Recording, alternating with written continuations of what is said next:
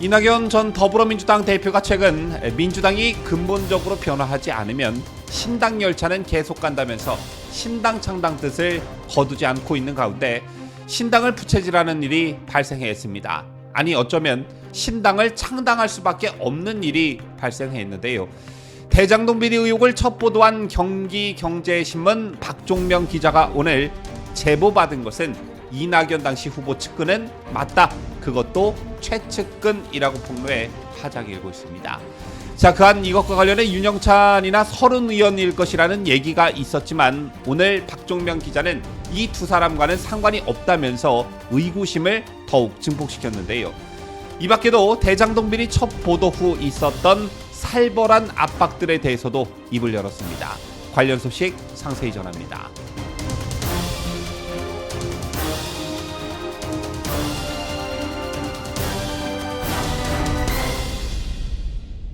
시청자 여러분 안녕하십니까? 뉴스데일리 베스트 미네커입니다.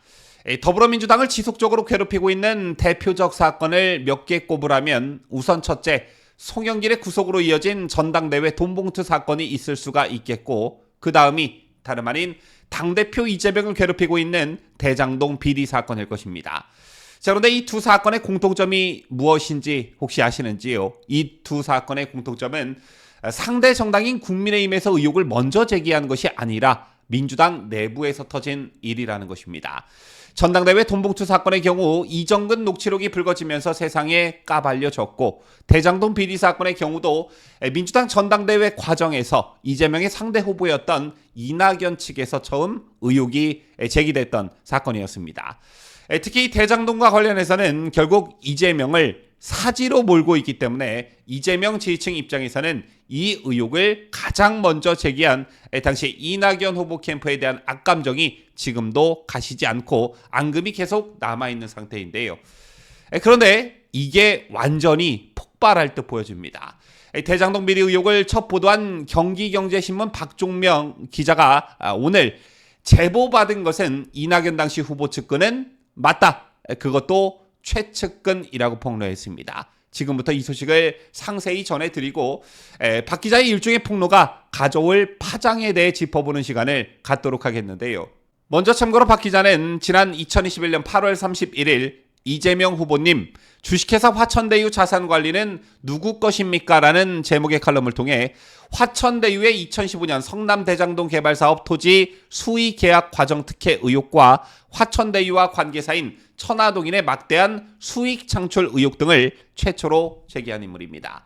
그리고 그 뒤 이재명 혹은 이재명 사법 리스크와 관련한 주변 인물들에 대한 극단적 선택 소식이 들려오자 박 기자는 나는 결코 자살하지 않고 갑자기 죽으면 타살이다 라는 글을 SNS에 올려 다시 한번 화제를 모으기도 했습니다. 자, 박 기자는 오늘 서울중앙지검 대선 개입 여론조작 사건 특별수사팀의 참고인 신분으로 출석하면서 이낙연 캠프 측에서 제보받은 게 맞냐라는 질문에 윤영찬이나 서른 의원 얘기가 나오는데 그분들하고는 상관이 없다면서도 제보를 받은 것은 이낙연 당시 후보 측근이 맞다, 최측근이라고 밝혔습니다. 그간 이것과 관련해 이른바 친이낙연계 윤영찬 의원과 서른 의원이 지목되고는 했었는데 박 기자가 아니라고 확실히 선을 그어준 동시에 이낙연의 최측근이라는 말을 덧붙임으로써 다시 한번 주목을 받게 된 것입니다.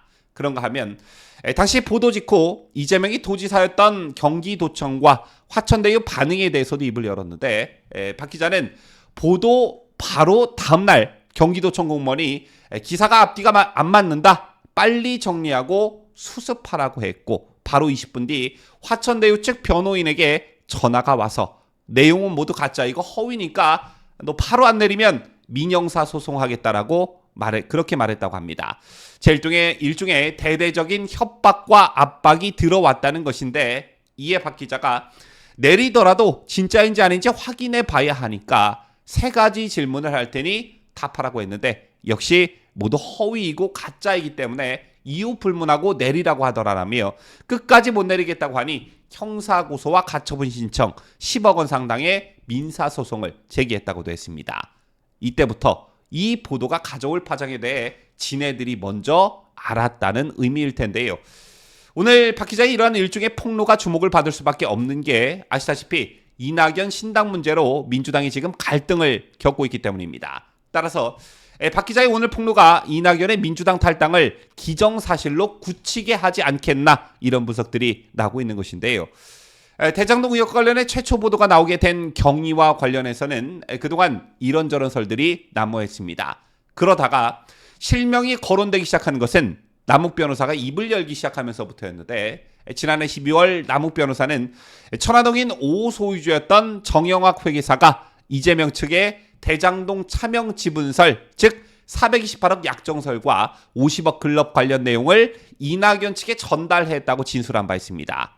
이때 이름이 구체적으로 처음 등장한 것이 친 이낙연계로 꼽히는 윤영찬 의원이었는데 당시 재판에 출석한 남욱 변호사에게 검찰은 김만배와 정영학이 2019년 11월 싸움이 있었는데 이번에 정영학이 이낙연 측 윤영찬 의원을 통해 김만배에게 크게 싸움을 걸었다고 검찰에서 진술한 것이 맞느냐 이렇게 물었습니다. 그러자 남 변호사는 정영학 회사가 말했던 428억 천화동인 1호와 관련된 부분, 50억 클럽 관련 부분 등을 정 회계사 변호인 박모 씨가 윤영찬 의원에게 녹취록 포함해 자료를 넘겼다는 얘기를 들었다. 기자에게 들었다. 이렇게 답했습니다. 자, 그러자 이재명 지지자들 아주 난리가 났죠. 윤영찬에 대한 대대적인 공격이 시작됐는데 그러자 윤영찬 의원은 해당 사실을 적극 부인하면서 대장동 자료를 받은 적이 없다라고 했습니다. 하지만 이재명 지지층들은 의심을 거두지 않았고 이재명 이낙연 지지층들의 갈등의 골은 계속해서 지금까지 이어지고 있습니다.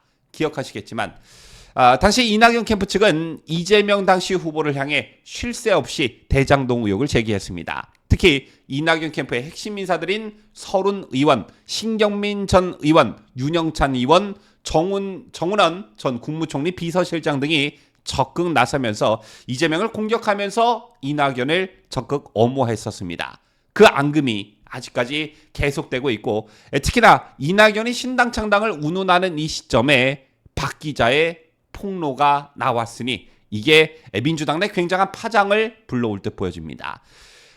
흔히 박근혜 대통령 측과 이명박 대통령 측 친박과 친이의 갈등을 가리켜 10년 전쟁이라는 표현을 쓰곤 하는데 이것의 발단도 역시 대선 후보 경선 때 경쟁 후보 측에서 각각 BBK 의혹과 장수장학회 의혹을 꺼내 들면서부터였습니다. 따라서 이재명과 이낙연 갈등의 골 역시 매우 깊고 이제는 돌아올 수 없는 강을 건너지 않았겠나 이런 생각을 하게 되는 그런 소식이었습니다. 지금까지 저는 자유대한민국을 소화하는 뉴스데일리 베스트 민앵커였습니다.